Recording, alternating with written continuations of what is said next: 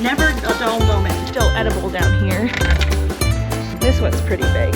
Not quite right. Not going to be amending with things like manure. Hello, welcome back to Sage and Stone Homestead. My name is Heather.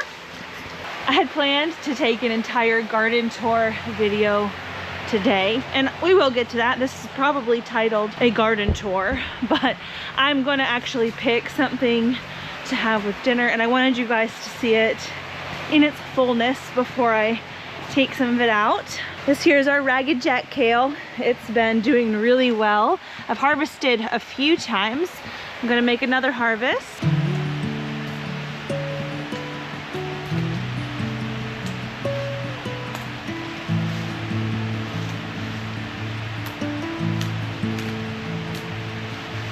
There's our kale harvest for the evening. So a lot of you will tell me that the content that I post is really inspirational and motivational to you. And that means the world to me. What's funny is I'm the same way, and I was just now watching Jess with actually the Farmer's Table. She has the Roots and Refuge channel and her cooking channel, the Farmer's Table. And in that Farmer's Table video, she made a kale salad, and I said, you know what, that sounds good. So I had to come out and harvest. Anyway, I'll link that video down below if you're interested. And we'll come back in here tomorrow and look at the whole garden. It's doing really well. It's going to get very cold coming up here soon, so I don't know how long it's gonna look this good. I'm a little bit later in filming this garden tour than I really wanted to be, because you know, life happens, and 2 of our freezers stopped working. Now, I had remembered this happening last year when it got really cold. Last year, it was just the freezer on our front porch. So we've got freezers all over the place. Some of them are attached to refrigerators, and some of them are standalone freezers. So the freezer that was acting up, I thought it was cycling, like doing a thaw cycle, just because I heard that freezers can sometimes do that. I don't know. But the freezer was on our front porch, is still on our front porch, and it's attached to a refrigerator. I noticed that I can't remember what I went to go put in the freezer. I think it was actually bones from us, you know, cooking meat and things. We produce a lot of meat animals here. When you produce your own animals, they come whole with the bones and everything. So we often are putting bones in the freezer until we can collect enough in order to make a batch of bone broth. Anyway, when I had opened the freezer, I noticed that the blackberries that I had in there felt not totally frozen, like icy for sure, but not like they should. And there was a little bit of almost frost collected on things in there, so I just knew that the freezer was starting to go. Thankfully, and I never thought I'd say this, but thankfully, my husband didn't get any deer this year. And so we do still have a lot of room in our freezers because I had cleared them out in preparation for hunting season, but we never got to fill those spaces with anything. So I started to move over the things that were in that freezer that did still have, you know, ice crystals in them, but you could like poke the meat and make an indentation with your finger, which that's not good. Anyway, I went to move the meat over and noticed that another one of our fridges that's in one of our sheds, our fridge freezer combos, the freezer was the same way. I opened that up, and I've got like pumpkin pies were in there, and the pumpkin pies looked like I had just thawed them out in the fridge, and I hadn't. They were in the freezer. So I said, what is going on? There has to be a thing with freezers in the cold, because last year when we had issues with that freezer in the front, it was during a cold snap. So I did a little bit of a Google, and yes, it turns out that when you have a fridge freezer combo outside, they're only designed to handle so much cold. So if the refrigerator compartment underneath the freezer gets to a certain low temp, it automatically will shut off the compressor or whatever powers the cold to the freezer in order to not, I guess, blow out the components. I don't know why it shuts off, but it is a thing with super cold temperatures. And now we haven't been ridiculously cold, but we haven't necessarily been warming up as well during the day as we normally do in January. Oftentimes we freeze at night, but then we're in the 40s during the day. January can be a little bit colder, but still, it really hasn't been warming up enough, especially on the east side of our house where the front porch is, and inside our shed where the other fridge is, and that affected the freezer. So I've got everything out of those freezers, and I've made bone broth. I ended up just taking a lot of the bones out of those freezers instead of just moving it into the other freezer.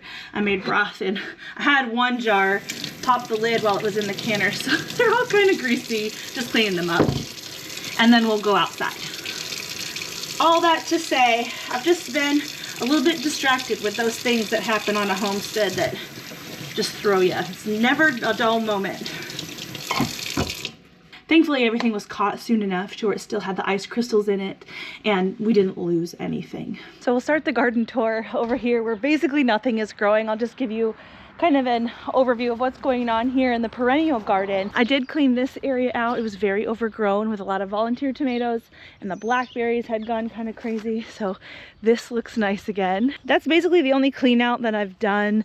We are going to be taking these poles out soon to put them over by the barn where we are rerouting fencing. And I do plan to burn these extra blackberry canes and things that we took out. Blackberries can be pretty invasive, and I don't necessarily just want to throw it in the compost bin because it might just take root and turn my compost bin into a blackberry patch, which really is not the worst thing. We had some volunteer elephant garlic that sprung up just because of little garlic corms and things that were left in the soil. We have gotten some very cold snaps after a very warm fall and start to the winter, and so they're struggling. These were not planted intentionally, but it still would be nice to get something. I'm not going to do anything to cover them. I'm just sort of rooting for them. We're getting very, very cold again in a couple days, the coldest that we've seen all winter. Over here we have the rutabaga and beets. The beets have died. They died in a freeze that we had, and the rutabagas didn't, but you know, they're not doing too great. We do still have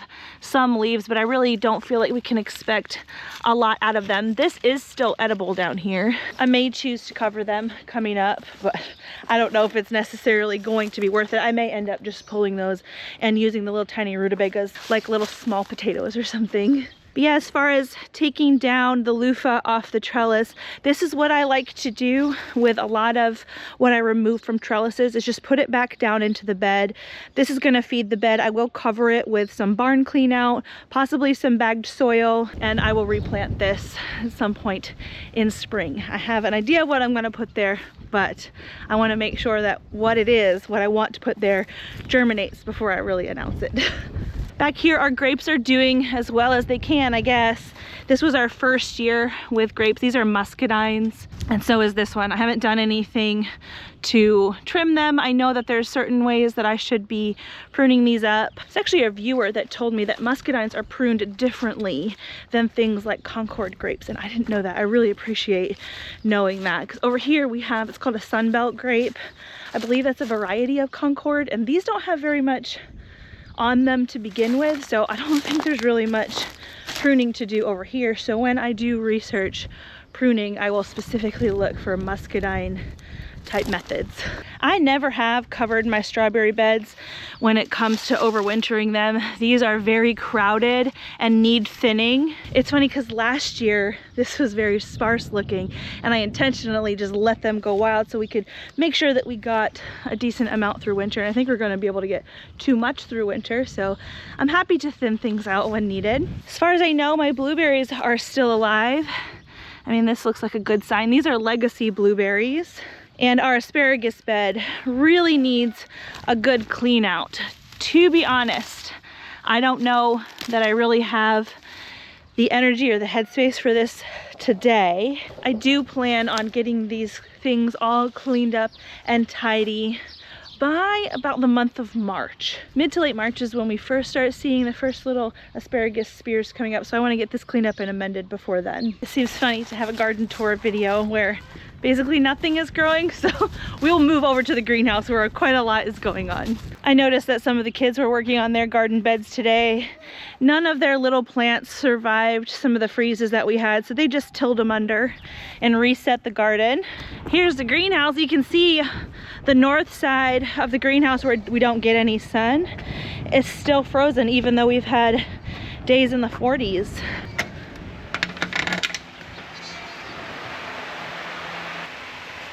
It is so nice to have an oasis like this when it's super cold. It really helps when the sun is out. When the sun's not out, it's not as nice in here. There you go, I just unplugged the fans so you can hear me a little bit better. I am having to run the fans during the day when the sun is out, even when it's freezing outside. Because even with the shade cloth on, this is a 30% shade cloth, it is staying pretty warm in here. This window is open and it is over 60 degrees in here. So window open, fans on, still 60 degrees. It is not 60 degrees outside. We recently reset this green stock on video. I have a whole bunch of herbs in here, some chamomile on top. Nothing germinated yet, but I wouldn't have expected it at this point. Even though it does stay warm in here throughout the day, especially when the sun is out, we can lose heat pretty quickly from this greenhouse overnight. It really depends on how much wind we're getting and how much sunshine shone on the greenhouse throughout the day.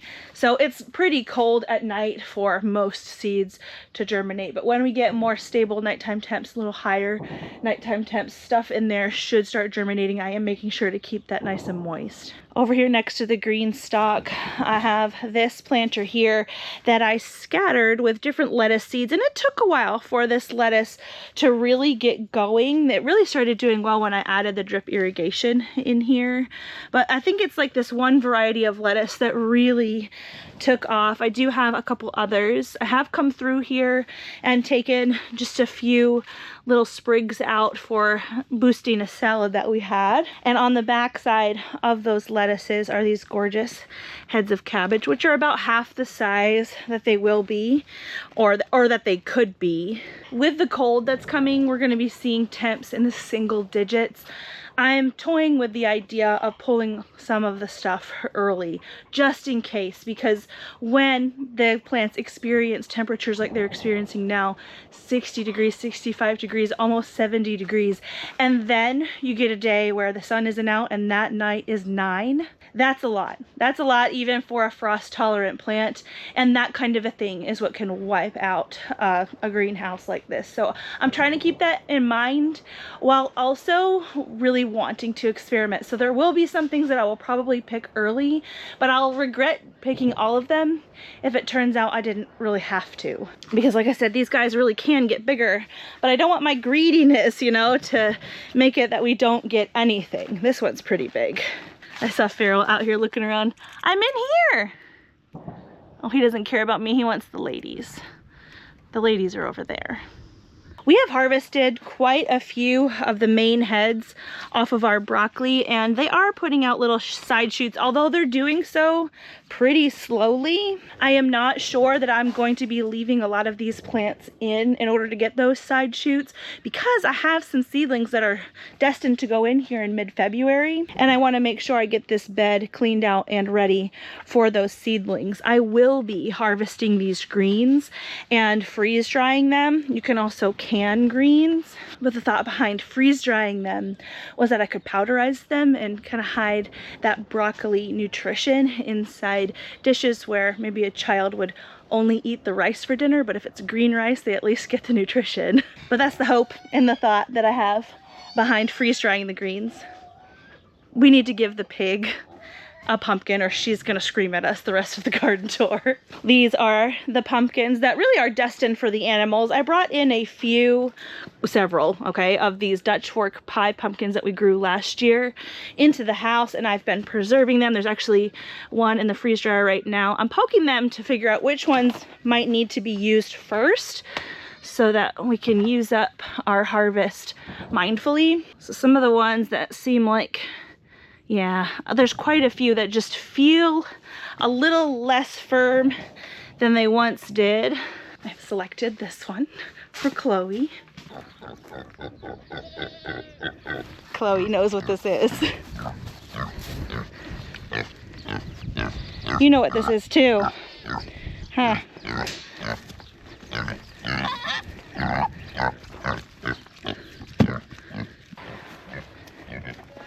Hang on, Chloe. Mama help you. Hang on, I gotta break it for you.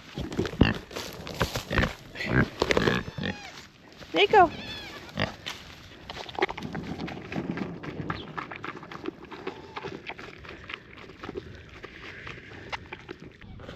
Oh no. Oh crap. It must be warm enough for the bees to be flying. We do have 3 colonies of honeybees that are relatively close to my greenhouse. Their entrance is pointed away from my greenhouse, but this time of year, the bees are on edge because there's not anything flowering out and they're highly defensive of the resources that they do have. And when a bee kind of circles your head and bumps it, that is your warning to get away. They don't just automatically, at least not the bees that we have around here. We don't, as far as I know, we don't have any Africanized genetics in our immediate area. They're not just gonna come at you and sting you. They give you a warning, and I was getting a warning out there. But I do need to close the gate so that feral doesn't come out in here. It's gonna be a worse mess than me getting stung if Chloe gets out or if the goats get in here. They really don't like the camera, so I might have to kind of throw you. Back up, Bubba.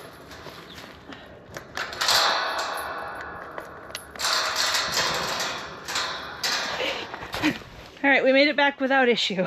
So the broccoli and the cabbages and the Brussels sprouts, we'll go look at those pretty soon. Those guys have handled the freezes that we've gotten alternating through the warm days better than things like the cauliflower. Really, the cauliflower leaves are what look the worst. I haven't covered them. This head looks like it's a little bit of a different story.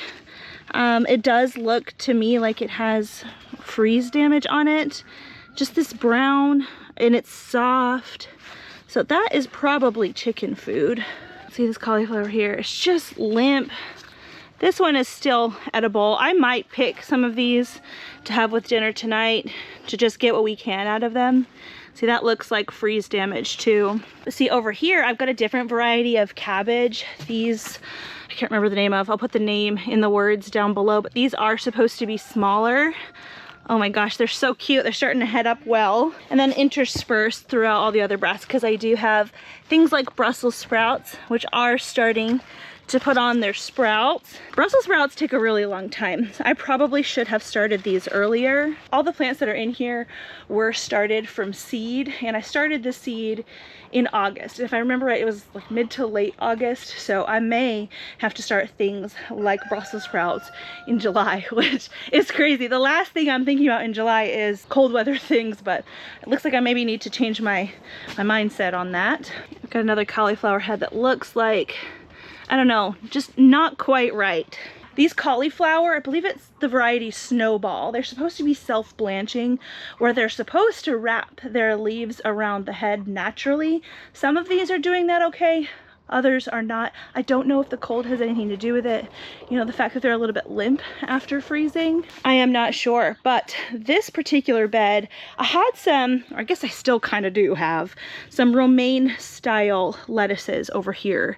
I have picked some of these more in like a cut and come again type harvesting method, but when I have noticed that we have quite a few aphids on these plants, and that is why they are not handling what they would normally handle well at all. See them all? See all the aphids? They're like sticking to my fingers. So there's the pressure from the aphids is making the plants weak. The aphids are literally sucking out the sweet sap from inside the plant that helps it be frost tolerant. It's kind of like an antifreeze. It's literally sugar based. And if the plants don't have enough of it, they're not going to be frost tolerant. And so we're seeing that effect down here.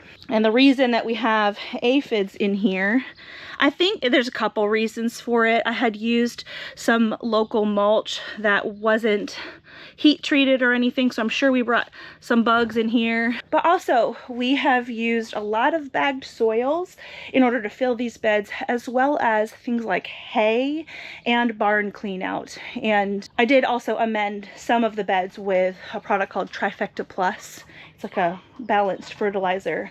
But a lot of the bagged soils that you can get nowadays have these little barky bits in them. They're not quite broken down. And so those types of soils sometimes are seeming to lack in nitrogen because the soil itself needs to use that nitrogen in order to break down those barky bits. The thing is, once those barky bits are broken down enough, that nitrogen doesn't just disappear, it goes back into the soil. And so when you've amended a bed that has a lot of barky soil with nitrogen, because a lot of the nitrogen is tied up trying to break down the bark, and then the nitrogen that was breaking down the bark is done breaking down the bark, is released back into the soil, you can end up with soils that are heavy in nitrogen, which can attract aphids. So in keeping that in mind with this specific space, these beds were all new and all new soils and things as of last year. I am going to be planting things in here that like to feed on nitrogen, and I am also not going to be amending with things like manure in this space this year, because we really need to balance things out. The aphids do seem to be loving basically these plants only and nothing else, so I haven't worried too much about it. We have been really enjoying these lovely chard plants. And next to the chard, you can see I have some spinach. I am not great at growing spinach, you guys. These are the biggest spinach leaves that I've ever grown. I don't even know what type that is. Usually my spinach plants look a little bit like this, which, you know, that's fine too. I'll take it. But look at this guy. We've got chard here, but then this is spinach. Oh, it's gorgeous. Chard and spinach again, chard, and then I had a little spinach plant here that it's still alive, but it never got its roots down to any nutrition, so it didn't do anything. I have bags of carrots on the end here. These guys we planted first, I think in September. The next month I planted those, and then I planted this bed, which I never did end up thinning out. They kind of stalled in their growth because of the cold, but I haven't poked around in here to see what these carrots look like. Okay, let's see. So if I pull back the tops, you can see that we are getting some little roots there. I'm not sure. I guess we'll pick one up for science, huh? Let's see if I can get it out without breaking it. Just wiggle it out. That is not too shabby. That's pretty good. It could use a little bit more width, but that's nice. This is about the size of the carrots that I grew last year as well. So I can leave these guys a little bit longer. And in a few weeks, we should have a nice little harvest of carrots.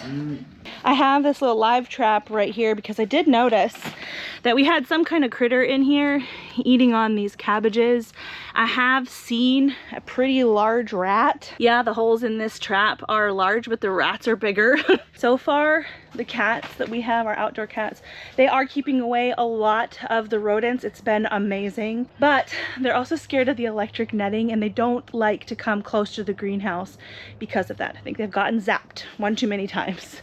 Down in this bed, I have various varieties of radishes. These are the watermelon radish on this side. They're barely starting to get their little bulbs growing. These do take longer than something like a cherry bell radish.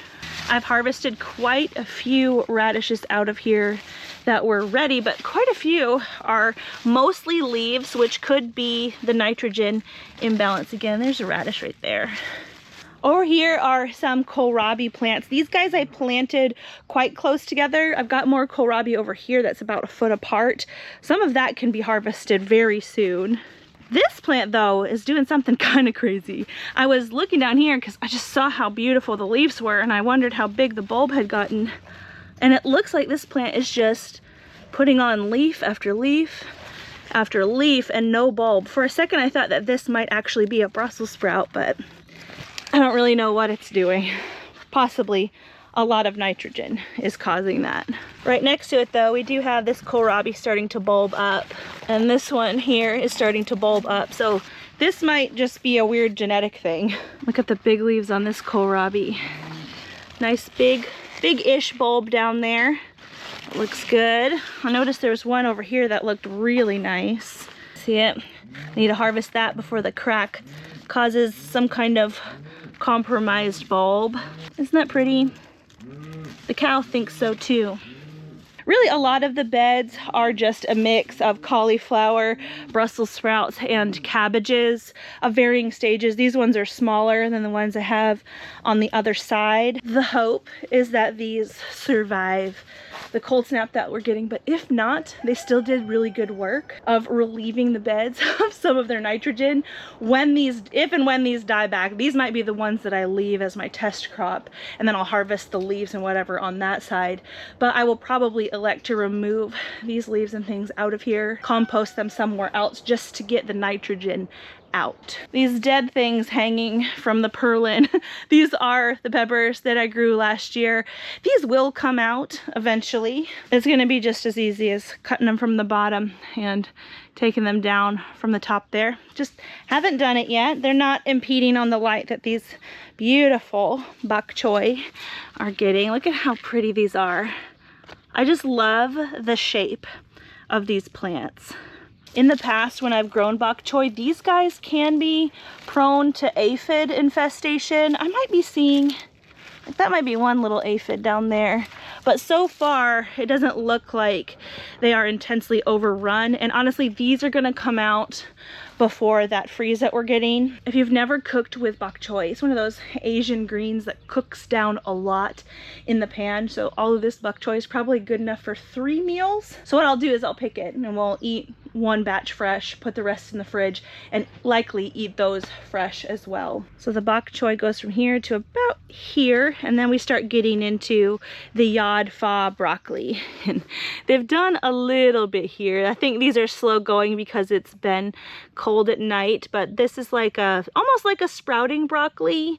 It has this long stem. It usually gets longer than this one is here, with this little broccoli floret looking end to it. And with these, you can harvest and harvest and harvest and harvest until it starts to get too hot and they start to taste bitter. But these are heat tolerant, which is one of the reasons that I do like growing them, because when I have hard times growing broccoli into the heat, these guys come in as a really close second. Very good. They taste a lot like asparagus and broccoli had a baby. And they look like that too, except for this broccoli, this yod pha broccoli, is a lot more tender. Now, garden fresh asparagus is also very tender. This is even more tender. We were over here yesterday looking at the kale before I picked it for our kale salad last night. Behind it I have some peas. These have not really set any flowers. This variety hasn't. These are green arrow shelling peas. Again, we've got too much nitrogen in our soil. These guys here, these sad looking peas, these are the King Tut purple hull peas. They're trying to do something, but they're not going to be producing much at all. They did get this weird mildew on them, and I thought about taking them out, but I noticed that the mildew wasn't affecting any of the other plants. I cleaned up this corner of the greenhouse. Very classically, this corner gets very chaotic because I get a lot of volunteer tomatoes that pop up along the edge of the greenhouse here. But I cleaned out the green stalk, took out a lot of the dead strawberry leaves. I have not amended in here yet, but I got it looking much more tidy, and the whole corner looks much more tidy at this point. I have a couple things in pots over here. These guys normally sit outside in the perennial garden. These are Nanking cherries. This is our first year with these plants. We haven't gotten any like production off of them. I just have them in the pots temporarily while I figure out exactly where I want to plant them. And I moved them into the greenhouse for the winter just to better protect their roots from the cold. Same with this rose. This is a yellow rose. Radiant perfume. It's gorgeous. Now that our barn extension is in place, I think I know exactly where I'm going to put that rose now. I've started to take out the dead Malabar spinach. These vines are very, very strong, so I have to work in stages to get these off. I do have issues with my elbow, and originally when I injured it, it was from using pruning shears for like 2 days cleaning out the greenhouse, like 2 days straight, doing this squeezing motion. There's something about that motion that really irritates my elbow. So things look messy in my gardens, and it's for a reason. I can't clean things out super quickly because I end up paying for it with pain in my elbow. Oftentimes things are easier when they've gotten a chance to dry and get brittle. They're easier to remove from the trellis. This guy is pretty strong regardless. So yeah, it's just gonna take me time.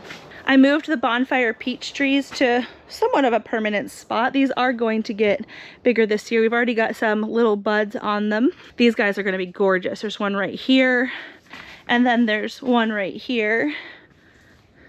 These may be able to stay in here and not shade things out too badly. The pots that they're in have wheels, so I can move them should we need to. And they only get about 5 feet tall, so they could stay in here. But even if I needed to move them out or plant them in the ground, these guys are frost tolerant down to, I think, zone 5.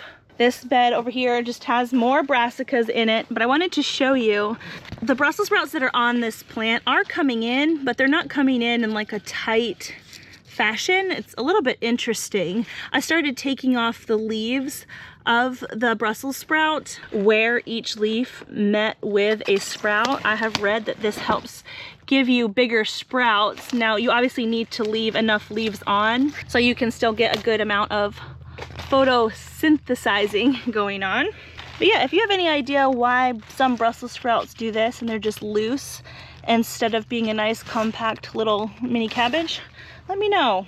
I do learn a lot from you guys. I know that I'm the one sitting here with the camera making the video, but just because someone has a camera and the capability and the time to make a YouTube video does not mean that they know exactly what's going on at all times.